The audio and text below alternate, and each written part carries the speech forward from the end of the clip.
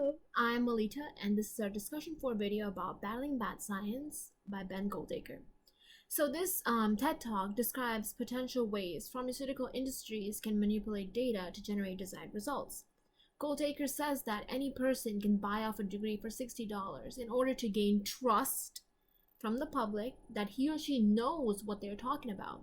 And people like us can easily believe in that because of their valid degree.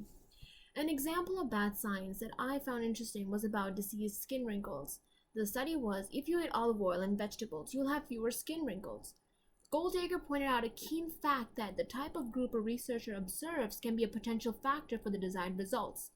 Goldacre stated that the people that were studied upon had less manual jobs, they are wealthy, or maybe they don't smoke or do drugs. Therefore, if a person is rich and doesn't have to take on responsibilities, then they will most likely not have wrinkles. Therefore, eating olive oil and vegetables had nothing to do with the ability to decrease the number of wrinkles on one's face. This makes sense because if you're working, you'll most likely be stressed out because of all the tension that you have, and then this can be a potential factor that causes wrinkles. Another important aspect was conducting trials. There must be an established control and experimental group to see if the drug was effective or not. Usually how drugs are tested is by giving the real pill to the experimental and the placebo, which is the fake pill that doesn't cause harm or treatment to our bodies, to the control.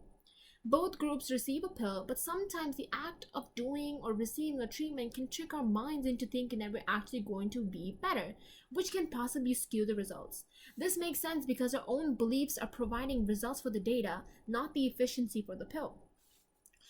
Goldacre says that a placebo is needed in trial studies because people's beliefs and expectations can be manipulated, causing meaningless data.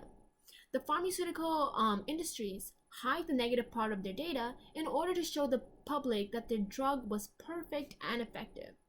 Goldacre used the basis of statistics to uncovering the missing data by conducting a study on a famous pill, Tamiflu.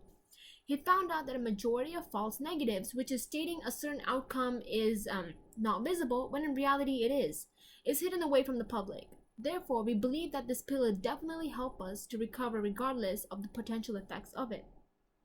Before we make conclusions about a study, we need to keep in mind about which group was studied upon and what are their norms.